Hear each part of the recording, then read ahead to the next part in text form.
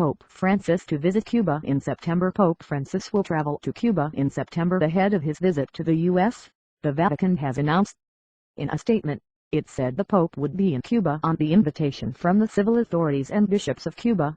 The pontiff is credited with helping bring about last December's diplomatic thaw after the decades-old enmity between communist Cuba and the U.S. The U.S. had imposed a trade embargo soon after Cuba's 1959 revolution led by Fidel Castro.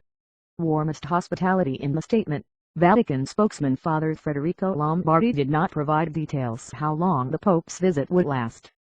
The 78-year-old Argentine pontiff will be the third Pope to travel to Cuba, following the visits there by John Paul II in 1998 and Benedict XVI 4 years later. The presence of His Holiness in Cuba will be memorable, Cuban Foreign Minister Bruno Rodriguez said. He will receive the warmest hospitality of the Cuban people. The Roman Catholic Church has maintained relations with Havana since the revolution. It also organized a series of secret diplomatic meetings to broker the US-Cuban rapprochement. The talks directly involved Pope Francis. The pontiff himself is no stranger to Cuba. He was there during Pope Benedict XVI's visit, the BBC's David Willey in Rome reports.